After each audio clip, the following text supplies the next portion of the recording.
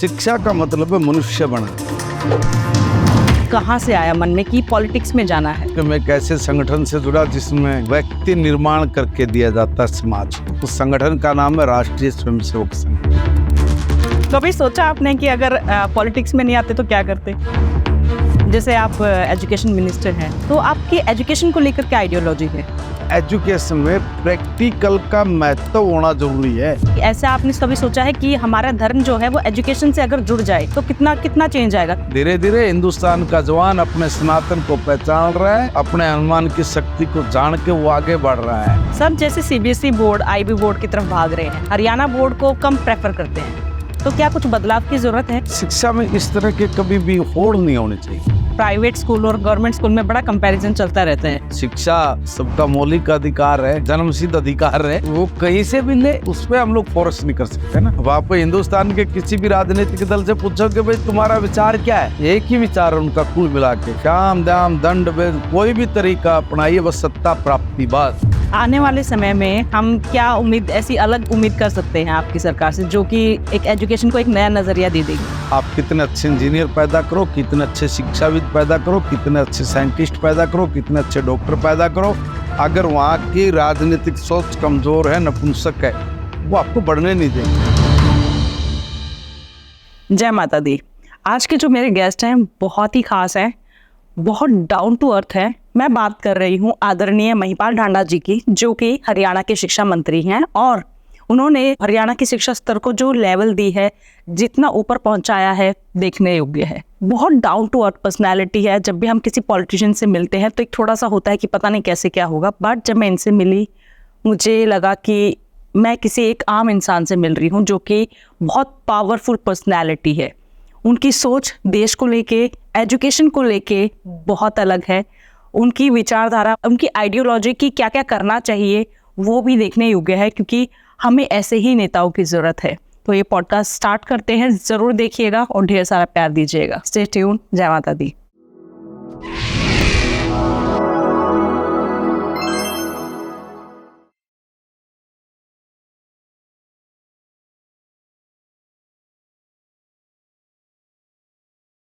नमस्कार जी नमस्ते। मैं जैसे आपके बारे में सुन रही थी, बहुत कुछ जाना मैंने। आपका कोई बैकग्राउंड नहीं था राजनीति से। ये राजनीति कहाँ से आया मन में कि पॉलिटिक्स में जाना है? कहीं से नहीं जी। मैं बड़े फक्र के साथ कहता हूँ कि मैं एक ऐसे संगठन से जुड़ा जिसमें व्यक्ति निर्माण करके दिया जाता है समाज को। जी। उस संगठन का नाम है राष्ट्रीय स्वयंसेवक संघ, जी। RSS। जी। वो जैसे कुम्हार अपना घड़ा गढ़ता है, जी। उसको तैयार करता है, पकाता है, ताकि उसमें शीतलता हो, उसमें ठहराव हो, जो गुणों से भरपूर है। तो ऐसा व्यक्ति निर्माण करने का एक संगठन है राष्ट्रीय स्वयंसेवक संघ। उसी राष्ट्रीय स्वयंसेवक संघ ने ये गढ़ा, और हम लोग पता भी नहीं था कि राजनीति में आएंगे कि नहीं आएंगे।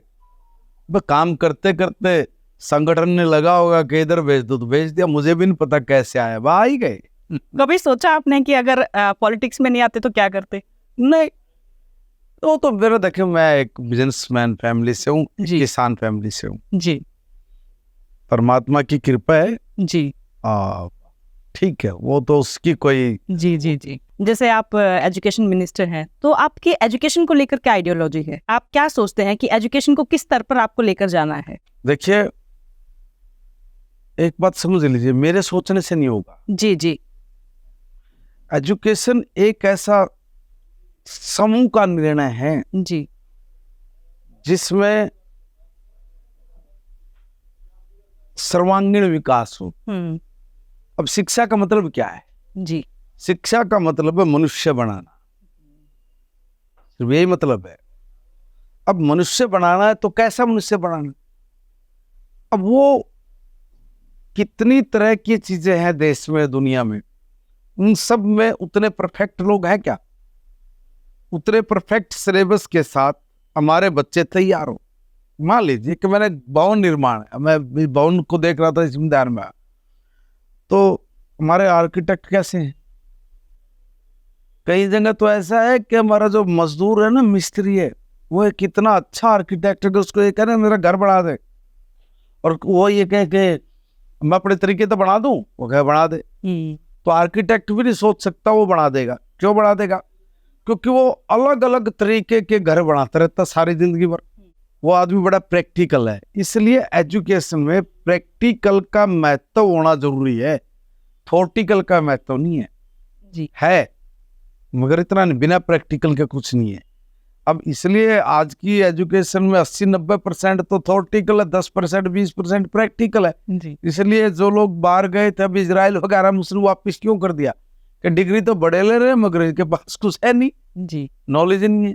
इसलिए नई राष्ट्रीय शिक्षा नीति जो आदरणीय प्रधानमंत्री जी ने 2020 से लागू की है, इसमें यही है कि भाई हम लोग पढ़ते पढ़ते अपने बच्चों को प्रैक्टिकल ज्ञान दें, जिससे वो दुनिया के सामने जो उनके सामने जीवन में जो चुनौतियां आएंगी, जो चैलेंजेस आएंगे, वो ठहर नहीं सके उसके सामने, उसको पता हो कि वहाँ यार मैं इसको कर सकता हूँ। जी तो ऐसी शिक्षा, और वो एक मेरे सोचने से नहीं, मेरे जैसे लाखों लोग होंगे ऐसे शिक्षाविद जिन्होंने मिलकर इस तरह के सिलेबस बढ़ाए होंगे, इस तरह की एजुकेशन पे विचार किया होगा, है ना। तो उन्होंने जो बढ़ा के दिया है, पहले एक बार उस पर चल के देखते हैं, आगे जो बदलाव होंगे तो उसी तरह के शिक्षाविद, उस तरह के प्राणी अपने देश में मौजूद हैं। वो जरूर समय समय पर अगर बदलाव की जरूरत पड़ेगी तो बदलाव करेंगे। क्या आप भी अपनी पास्ट लाइफ जानना चाहते हैं? क्या आप भी जानना चाहते हैं कि क्या कर्म करके आए थे जिसकी वजह से ऐसी जिंदगी मिली है, अच्छी या बुरी? क्या आप भी अपने फ्यूचर को जानना चाहते हैं? आपकी लाइफ में जो भी प्रॉब्लम चल रही है, बहुत टाइम से किसी कंपेटिटिव एग्जाम की मेहनत कर रहे हैं बट उसमें सक्सेस नहीं मिल रही है, उसमें आपको जो अचीव करना चाहते हैं वो नहीं मिल रहे हैं। कोई बिजनेस आपने खोला था लेकिन वो बिजनेस वैसे का वैसा ठप हो गया है, शादी नहीं चल रही है, सोलमेट कौन है, कभी आया भी था लाइफ में या आना है? इन सारे सवालों के जवाब आपको आकाशिक रीडिंग में मिलेंगे। यस, मैं बात कर रही हूँ आकाशिक रीडिंग की। आकाशिक रीडिंग में बेसिकली होता क्या है? आकाशिक रीडिंग में आपकी सोल की जर्नी का पता चलता है, आपकी आत्मा क्या कर्म करके आई थी, जिसके बेसिस पे आपका फ्यूचर पता चलता है कि आपको क्या करना चाहिए, कौन सा बिजनेस आपके लिए सबसे बेस्ट है, कौन से बिजनेस में आपको तरक्की मिलेगी, आपका सोलमेट कौन है, कैसे पहचाने उसे, वो कैसा दिखता होगा। तो जब भी वो आपकी लाइफ में आए उसे जाने नहीं देना है, उसी से शादी करिए। किसी गलत इंसान से शादी करके जिंदगी भर मत पछताइएगा। अगर आप अपने किसी लव्ड वन से जो इस दुनिया में नहीं है, आप जानना चाहते हैं कि उनकी डेथ क्यों हुई, क्या उनकी कोई इच्छा थी, वो मुक्त हैं भी या नहीं भी, इन सारे सवालों का जवाब आपको सिर्फ और सिर्फ मेरे पास मिल सकता है। बहुत वास्ट एक्सपीरियंस के साथ मैं बात कर रही हूँ डॉक्टर ममता, जिसने आकाशिक रीडिंग को एक नई पहचान दी है, हर एक इंसान तक पहुंचाया है। तो अगर आपको भी अपना अपॉइंटमेंट चाहिए, आपको भी बुकिंग करनी है, तो आपको नीचे वेबसाइट दिख रही होगी, नंबर्स दिख रहे होंगे, आप कॉल कर सकते हैं, अपनी प्रॉब्लम बता सकते हैं। इसमें बच्चों की भी रीडिंग हो सकती है, बच्चों की भी रीडिंग की जाती है। अगर आपका बच्चे को कोई प्रॉब्लम है, ऑटिज्म से सर्वाइव कर रहा है या क्यों है ऐसा वो बच्चा, क्या किस्मत की आपने क्या ऐसे दान पुण्य किए थे जिसकी वजह से आप इतने सौभाग्यवती हैं, जो भी आपके सवाल हैं वो उन सब सवालों के जवाब आपको आकाशिक रीडिंग में मिलेंगे। जय माता दी। जैसे इस समय हम देख रहे हैं सरकार ने धर्म को बहुत, जिसे कहेंगे सनातन धर्म को बहुत बहुत ज़्यादा प्रचार हुआ है, तो क्या आपका कोई ऐसा आपने कभी सोचा है कि हमारा धर्म जो है वो एजुकेशन से अगर जुड़ जाए तो कितना कितना चेंज आएगा? क्योंकि लोगों को अपने धर्म के बारे में ही नहीं पता है। देखिए, सनातन क्या है? जी, एक सत्य है। और आप कहा कि वे धर्मनिरपेक्ष, क्यों क्यों धर्मनिरपेक्ष? धर्म हो भी ना भी हो, क्या मतलब है?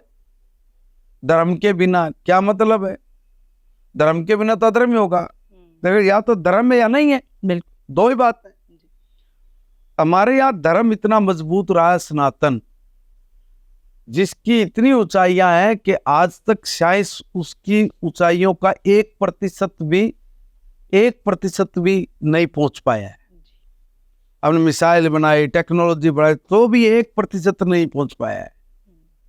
तो जो धर्म की विशालता है, जो धर्म की हमारे यहाँ गहन अध्ययन हुआ है, वो थ्योरेटिकल के साथ साथ प्रैक्टिकली बढ़ा रहा है।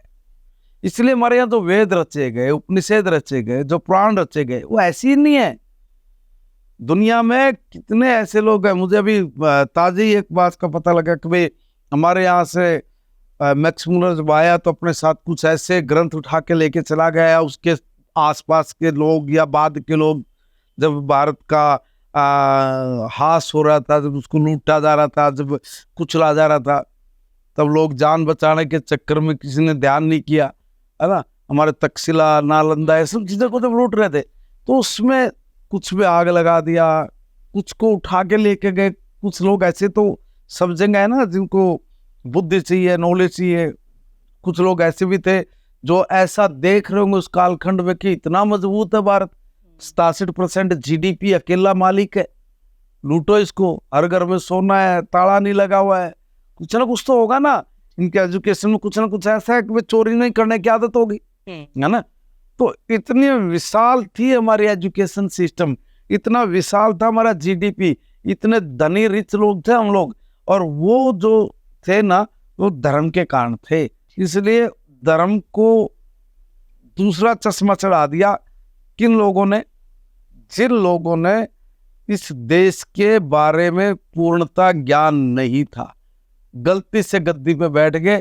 जो इधर उधर वाले ने कहा वही सही, उन्होंने कहा कि ये तो भेड़ बकरी चराने वाले लोग हैं यार, ये तो पता नहीं कहाँ से आए थे, है ना, ये तो ग्वाले हैं, जो वेद पुराण महाभारत रामायण सब नकली है, डुप्लीकेट अपने बालक कह देते हैं कि वैसे थोड़े ना होता है। तो क्या करोगे, क्यों बदल दिया ये दिमाग उन लोगों ने। तो भारत फिर से उन्हीं ऊंचाइयों को ना छुए, इसलिए धर्म धर्म में इनको उलझा के रखो और सनातन पे कुठाराघात करो। और जो सनातन पे कुठारा करेगा हम उसको प्रोत्साहित देंगे, हम उसको पूजेंगे ताकि ये लोग बढ़ रह सके। इसके लिए तो इंटरनेशनल फोर्सेज काम कर रही है और उन इंटरनेशनल फोर्सेज के कारण हम लोगों को रुकावट के लिए खेद है ना, वो हो रहा है। मगर कब तक, धीरे धीरे हिंदुस्तान का जवान अपने सनातन को पहचान रहा है, अपने हनुमान की शक्ति को जान के वो आगे बढ़ रहा है। हनुमान जी अभी हैं, वो अमर है, कहीं न कहीं किसी न किसी रूप में इस सनातन की रक्षा के लिए कुछ ना कुछ आशीर्वाद जरूर बांटते होंगे। तो चिंता करने की बात नहीं है। कोई कालखंड ऐसा आता है जिस कालखंड में कमजोर राजनीतिक सोच आ जाती है तो हमारा ह्रास हो जाता है। कुछ कालखंड ऐसे आते हैं जिसमें हमारा पॉलिटिकल सिस्टम बहुत स्ट्रांग होता है, तो वहाँ पे हम लोग धर्म से लेकर बाकी सब ऊंचाइयों के पार चले जाते हैं। तो ये तो समय का चक्कर है, पहिया घूमेगा, ठीक है। मगर जी, सब जैसे CBSE बोर्ड, IB बोर्ड की तरफ भाग रहे हैं, हरियाणा बोर्ड को कम प्रेफर करते हैं, तो क्या कुछ बदलाव की जरूरत है? देखिए, मैं एक बात कहना चाहता हूं, जी शिक्षा में इस तरह के कभी भी होड़ नहीं होने चाहिए, जी मेरा मानना है। हम भी गए CBSE पैटर्न पे, मगर इसका मतलब ये नहीं कि भाई हम लोग हरियाणा बोर्ड को छोड़ेंगे, नहीं। मैंने अभी निर्देश दिए हैं कि इतना स्ट्रॉन्ग पावरफुल बनाइए कि दूसरे लोग हमारे से करें। अगर कितने सक्सेस होंगे वो बात की बात है, फिलहाल इस पे वर्क जारी है। परमात्मा का आशीर्वाद रहा, कम अपने बोर्ड को बहुत अच्छे से स्टैंड करेंगे। जैसे हरियाणा में एक भी IIT नहीं है, IIM रोहतक है, PGI रोहतक है, IIT यही है। आपको शायद ध्यान में होगा और या कहीं से पता लगा कि मैंने IIT के लिए मांग की है और मैंने उसमें ये कहा है कि भाई पानीपत आसपास के एरिया में आ जाए। मगर आजकल वो पूरे हरियाणा भर में एक मैसेज आ रहा है कि IIT की बात चल रही है। तो मेरे पास भी सब नेता आ रहे हैं कि हमारे यहाँ की 300 एकड़ जमीन ले लो, 200 एकड़ जमीन ले लो, हमारे यहाँ करो, हमारे यहाँ करो। आजकल उसका बड़ा वो चला हुआ है। मगर मैं चाहूंगा कि भारत सरकार से मैं निवेदन करूंगा कि हमारे हरियाणा को भी एक IIT मिले, ताकि हमारे बच्चे भी बाकी प्रदेशों की तरह इस क्षेत्र में अपने बुलंदियों को छू कर अपने सपनों को पूरा कर। जी, जैसे स्मार्ट लाइब्रेरीज चल रही हैं आजकल और डिजिटल एजुकेशन बहुत ज़्यादा लोग प्रेफर कर रहे हैं, तो क्या हमारे इसमें एजुकेशन उसमें कुछ आ रहा है चेंज? जी, ये मैं एक बात बताऊं आपको कि हम कितने भी डिजिटलाइजेशन पे की तरफ चले जाएं जी, मगर अंततोगत्वा हमारा साथी, हमारा दोस्त तो बुक है। इसलिए हम दोनों चीज़ों को साथ लेके चल रहे हैं। हम ई लाइब्रेरी दे रहे हैं तो ई लाइब्रेरी का मतलब ये नहीं कि हम लोग बुक नहीं दे रहे हैं, बुक भी दे रहे हैं। ये ठीक है कि तत्काल बच्चों को ये लगता है कि भाई हम लोग बस्ता उठा के कहाँ चलेंगे, बुक इतनी मोटे मोटे ग्रंथ कहाँ उठा के चलेंगे। आजकल फ़ोन खोलते हैं, उसी में पढ़ लेते हैं, है ना, उसी में से अपना मतलब की चीज़ निकाल लेते हैं। मगर जिनका जिनको पढ़ना है, जिनका शौक है, जो लगाव रखते हैं, जो प्रेम करते हैं अपने से, जी जो अपने से प्रेम करता है वही पुस्तक से प्रेम करता है, ये ध्यान करना। तो वो पुस्तक भी पढ़ता है। ये देखिए, आप ना आधुनिकता से मुंह नहीं मोड़ सकते, एक बात समझ लीजिए। जी आधुनिकता के साथ साथ हम अपने संस्कारों को, अपने नैतिक मूल्यों को, अपनी परंपराओं का भी हास नहीं होते देख सकते। खाली आधुनिकता की होड़ में हम लोग अगर इन सब चीजों के प्रति जागृत नहीं रहे, इनको भी अगर संभाल के नहीं रखा तो फिर दिक्कत आएगी, और ये दिक्कतें आई ही। इसलिए अभी वक्त है, समाज को भी बदलने की जरूरत है, समझने की जरूरत है कि हम लोग इन चीजों को बचा के रखें। जी ये चीजें सरकारों के हाथ में नहीं, समाज के हाथ की होती है। जितना समाज इस मामले में स्ट्रांग होगा, उतनी ही मजबूती से हम लोग अपनी जमीन के साथ जुड़ के इन चीजों की रक्षा कर सकते हैं। इस क्षेत्र में और क्रांतिकारी काम कर सकते हैं, जिससे सारी दुनिया को लाभ हो। जी जैसे एक प्राइवेट स्कूल और गवर्नमेंट स्कूल में बड़ा कंपैरिजन चलता रहता है कि गवर्नमेंट स्कूल बंद हो गए हैं, कोई भेजना नहीं चाह रहा है, सब प्राइवेट में भाग रहे हैं। इसके बारे में कुछ कहना चाहेंगे आप? ये परिस्थितियां कोई एकदम नहीं बनती हैं। जी जी जी बरसों लगे होंगे, बिल्कुल बरसों लगे होंगे जी। कि भाई वहाँ पहले टीचर कम हुए होंगे, और फिर बच्चे भी कम हो गए होंगे वहाँ, उस हिसाब से किसी ने परवाह नहीं की होगी, पंचायत ने नहीं परवाह की होगी, लोगों का रुझान सरकारी की तरफ बढ़ गया होगा, धारणा भी बन जाती कई बार नहीं, यहाँ नहीं वहाँ। बहुत सारे कारण होते, कोई एक कारण नहीं होता। मैं वही कह रहा, अगर समय रहते आप किसी चीज को नहीं संभालोगे तो वहाँ समस्या आएगी। ऐसी समस्या आई है, अब इसको ठीक करना है। ठीक मेरे आपके करने से नहीं होगा, ये भी एक सामाजिक क्रांति जिसको बोलेंगे वो आएगी। जी थोड़ा प्रतीक्षा करना पड़ेगा। हम लोग तो ये कह सकते हैं ना कि भाई हम आपको सब चीजों की उपलब्धता दे रहे हैं, भाई हम आपको अच्छा एटमोस्फेयर दे रहे हैं, हम सिक्योरिटी की गारंटी दे रहे हैं, हम अच्छे टीचर आपको दे रहे हैं, हम आपके लिए सारी चीजों की व्यवस्था कर रहे हैं, आप उधर मत जाइए, इधर आइए। मगर अब आप, क्योंकि शिक्षा सबका मौलिक अधिकार है, जन्मसिद्ध अधिकार है जी, वो कहीं से भी ले, उसमें हम लोग फोर्स नहीं कर सकते ना। आने वाले समय में हम क्या उम्मीद, ऐसी अलग उम्मीद कर सकते हैं आपकी सरकार से जो कि एक एजुकेशन को एक नया नजरिया दे देगी? देखो, उम्मीद नहीं करनी है, हमने दे दिया। नालंदा जैसे यूनिवर्सिटी दोबारा आ रही है तो एक बहुत बड़ी उम्मीद जागी है, क्योंकि हर कोई चाहता था कि ये हमारा इतिहास है। तो कुछ और ऐसी उम्मीदें कर सकते हैं? बिल्कुल जी। देखिए, मैंने कहा ना, मैं अभी एक इंटरव्यू में बोल रहा था जी, एक होती है कमजोर राजनीतिक सोच, एक होती है मजबूत राजनीतिक सोच। जी, अगर कमजोर राजनीतिक सोच किसी भी देश में हो, किसी भी काल खंड में रही हो, वहां हासी हास हुआ, पतनी पतन हुआ है। कारण आप कितने अच्छे इंजीनियर पैदा करो, कितने अच्छे शिक्षाविद पैदा करो, कितने अच्छे साइंटिस्ट पैदा करो, कितने अच्छे डॉक्टर पैदा करो, अगर वहां की राजनीतिक सोच कमजोर है, नपुंसक है, वो आपको बढ़ने नहीं देगी, वो दूसरों के इशारे पर काम करेगी, उसकी बुद्धि मारी जाती है, उसकी बुद्धि को हर लेते हो। कहते तुम्हें क्या जरूरत है, तुम्हें किराया मिल रहा है ना, तुम ये लो, तो आपकी प्रतिभा खत्म हो जाती है। फिर वो प्रतिभा क्या करेगी, वो यहाँ से भागेगी, भाग के कहीं और काम करेगी। वहां जब झंडे काटेगी तब कहोगे आप लोग, हाँ ये है भारत का दिमाग, कल्पना चावला जी की जय हो, सुनीता विलियम्स जी, देखो ये हमारे भारत के हैं जड़े। फिर हम लोग इसी बात को लेकर खुश होते हैं। तो ये यहाँ अगर मजबूत राजनीतिक सोच होती है और इन प्रतिभाओं को अपने यहीं पे अगर आपने स्थान दिया होता, तो आज अलग ही वो अलग जगह होती भारत की। जो प्राचीन भारत, मजबूत भारत था, जो संपन्न भारत था, जिस भारत का कोई मुकाबला नहीं कर सकता, नहीं टिक सकते थे भाई। कमजोर राजनीतिक सोच के कारण ये सब दुर्दशा हुई है। आज मजबूत राजनीतिक सोच देश में है, इसलिए सबकी आंख में आंख मिला के काम करते हैं। इतनी राजनीतिक सोच मजबूत है कि दुनिया का सबसे ताकतवर देश का राष्ट्रपति भी आपके देश के कुर्सी आगे पीछे करता है। अब और क्या चाहिए तुमको? जी, अभी तो शुरुआत है जी, अभी शुरुआत है, बिल्कुल। धीरे धीरे देखिए होता क्या है। और ये सब चीजें तब होती है जब आपके पास कोई आइडियोलॉजी हो, कोई विचार हो। कहेंगे कि राजनीति में क्या विचार? अब आप हिंदुस्तान के किसी भी राजनीतिक दल से पूछोगे भाई तुम्हारा विचार क्या है, उद्देश्य क्या है, कोई उद्देश्य नहीं। कहेंगे हम गली बनाएंगे, नली बनाएंगे, है ना, हम नौकरी देंगे, ज्यादा से ज्यादा बस ये विचार है। एक ही विचार है उनका कुल मिला के, शाम दाम दंड भेद, कोई भी तरीका अपनाइए, बस सत्ता प्राप्ति, बस। और हम लोग सत्ता प्राप्ति के पीछे नहीं भाग रहे हैं। हम लोग इस देश को पुनर्परम वैभव पर लेकर जाना, इस विचार के साथ आगे बढ़ रहे हैं। बहुत अंतर है, बहुत धीरे धीरे, बहुत कम लोगों को इस समझ में आएगा, मगर जिसको आता जाएगा वो बीजेपी से दूर नहीं जाएगा, पक्की बात है।